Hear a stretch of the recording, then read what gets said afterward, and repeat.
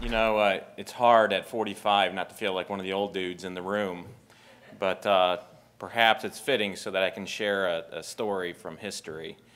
It starts with a young man that was born very, very poor, dirt poor, in a very rural community of Missouri. He managed to graduate from high school, then he went off to serve his country in World War II, where he frankly had a very distinguished career. He was also very gifted in mathematics. He had a gift for speech, was a very good salesperson, and coming out of the war, side trivia note, he had approximately $40,000 in earnings through poker. Mr. Kauffman was a very good and gifted poker player, but he went to work for a company, as many people and young people do. Because you have to understand, this is at a time before the word entrepreneur was in our common lexicon, right? This was long before the term was ever even popular. So he went off and he worked for a company as a salesman, and he was very good. He was so good that under their commission plan, he earned more money than was ever envisioned to be paid to any employee. As a matter of fact, the year that under the commission plan he was on, he would have earned actually more than the CEO of the company. They continued to shrink his territory, and it was at that breaking point he did something that many young people do.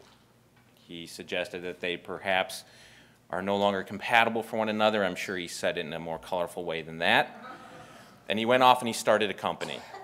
That company was Marion Labs, because that was his middle name, Ewing Marion Kauffman. He didn't want to be the guy that was in the garage making what was then the first calcium supplement. Today we take nutraceuticals for granted, but this was truly a revolutionary product at the time, and he'd run around restaurants during the day and get used oyster shells and sterilize them and crush them and put them in gel caps, and then he'd go sell them to doctors' offices. And he was very good at that, and he built a little company around that, a company that he believed should share the wealth with others, the employees, or associates as he was famous for calling them. And they worked very hard on that little company, and they grew it into something that was pretty nice.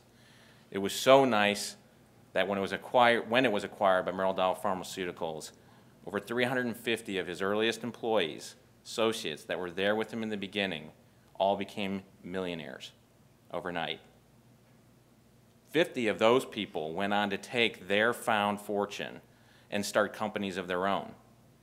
So if you in fact were to do a genealogical research of the entrepreneurial family tree in greater Kansas City, you'd find a tremendous root right there with Marion Labs.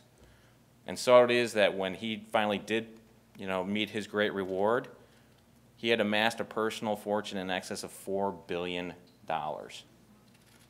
Not bad for a poor kid growing up in rural Missouri. But that is the essence, the power of entrepreneurship. To endow a foundation like ours to continue his good work, to support people like you that are doing this.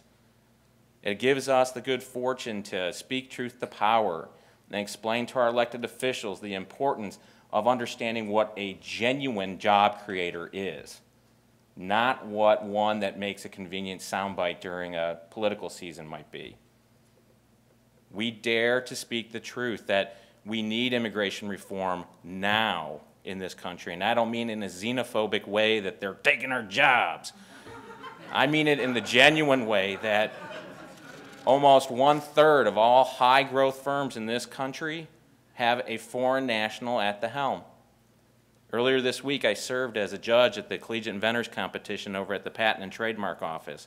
I got to sit with Director Kapos as we acknowledged incredibly gifted teams, your age group, that are inventing biomedical and IT and advanced material, technology and IP that's going to change the way we live. There's business opportunities in there for people like you, the entrepreneurs, to build empires with this technology. Fully 40% are immigrants. So why in God's name would we just ask them to leave when they're coming here to build their fortunes? Because after all, we're all entrepreneurs at heart. And that doesn't matter from your country of origin. Great ideas are not limited that way. And that's why we also seed and support other organizations that are doing great ideas and great work, like this great organization and the work that Michael is doing and his staff, which is really exceptional, and we're frankly very proud to be associated with this. It's why we've backed and launched Global Entrepreneurship Week. That was just in 2008. This year, over 37,000 events are taking place in over 123 countries. Think about that. It's gone on and taken a life of its own, and it's also why we support things like the Startup America Partnership, you know, with the Case Foundation and with the White House. You know, this administration understands the importance of entrepreneurship, and we're proud to help them, you know, elevate that to the status that it deserves so that we can change the dialogue in this country. So from behalf of the Kauffman Foundation, our pledge to you is to continue to do the work we're doing, to elevate entrepreneurs from the status of white noise of our economy to the drivers that they are, and hopefully elevate the appreciation that the general public has for what you do. And on behalf of all my colleagues at the Foundation, I thank you for what you do. You truly are ensuring the future for all of us. Thank you.